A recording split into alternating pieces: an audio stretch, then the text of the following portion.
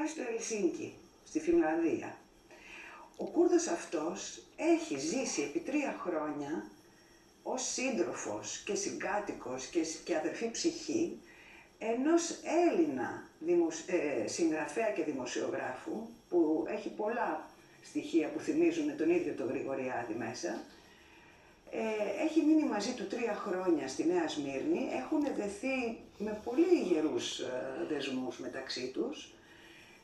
Ο ένας έχει βοηθήσει τον άλλον, καθένας εκεί που χρειάζεται έχει βρει το απαγγείο του, αλλά αντιλαμβανόμαστε, έτσι όπως αφηγείται την ιστορία ο Έλληνας εραστής του Κούρδου, ότι αυτός ο Κούρδος, εντάξει, ήταν αμφισεξουαλικός, αλλά είχε και στο μυαλό του όλο αυτό το υπερεγώ από την πατρίδα του, ότι πρέπει να παντρευτεί, να κάνει οικογένεια, να δώσει χαρά στους δικούς του.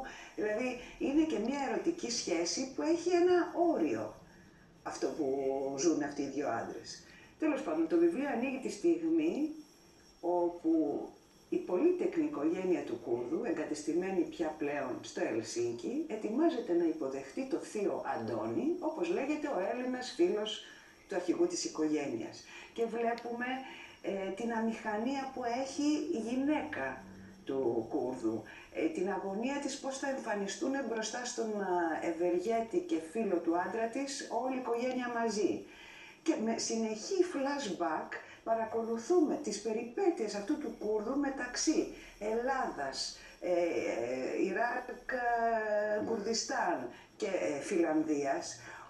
Όλες αυτές οι μετακινήσεις που γίνονται με το φόβο ότι θα τον πιάσουν γιατί δεν έχει τα κατάλληλα χαρτιά, ή μετά από τη στιγμή που αποκτά ευρωπαϊκό διαβατήριο, πόσες κινήσεις πρέπει να κάνει για να το διατηρεί ενισχύ, πώς πάνε να σκυλοπνιγούν με τις λέμβους για να βγουν σε ένα ελληνικό νησί και να προωθηθούν μετά στη Βόρειο Ευρώπη, τι αγωνίες περνάει ο Έλληνας φίλος του για να τον βοηθήσει είτε οικονομικά είτε γραφειοκρατικά, και το αδιέξοδο ορισμένων σχέσεων που δεν μπορούν να προχωρήσουν γιατί υπάρχουν 1002 εμπόδια. Είναι ένα άνοιγμα ψυχής και του αφηγητή για αυτό που έζησε, γιατί είναι ένας τύπος που δεν έχει βλέψεις να κάνει οικογένεια, έστω και τώρα που μπορεί νομικά με έναν ομοφυλό του. Πώς και αυτός έκανε μια υπέρβαση φιλοξενώντας επί 3 χρόνια έναν άγνωστο άντρα, με τον οποίο και έχουν και 25 χρόνια διαφορά, έτσι. Αντιλαμβάνεσαι ότι και ο Κούρδος βρήκε όχι μόνο μια αδερφή ψυχή, αλλά και έναν χορηγό για τις περιπέτειές του και για τις ανάγκες του. Επίσης βλέπουμε το στριμωγμά του ανάμεσα στις επιταγές που δέχεται από την κουλτούρα του, από την οικογένειά του και σε αυτά που γνωρίζει στη Δύση και που θα ήθελε να τα ακολουθήσει αλλά δεν μπορεί. Έχει μια φράση μέσα ο Γρηγοριάδης που λέει «Για τα γραπτά και για την αγάπη δεν πρέπει να μετανιώνουμε ποτέ».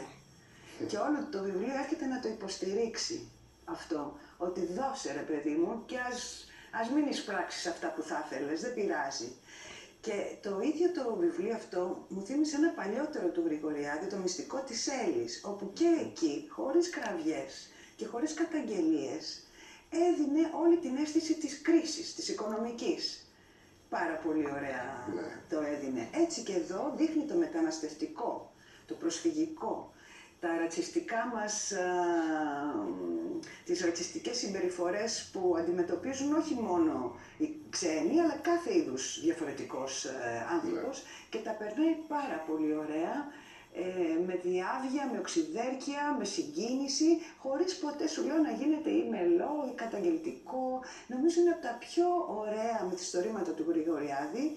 Και ίσως ένας λόγος γι' αυτό, δεν ξέρω, μπορεί, είναι επειδή πολλά τα έχει βιώσει και ο ίδιος. Μιλάει και ξέρει γιατί μιλάει. Ναι, τον είχαμε γνωρίσει με το Παρτάλιο, πιο πολλοί κόσμος, έτσι, τον ξέρει.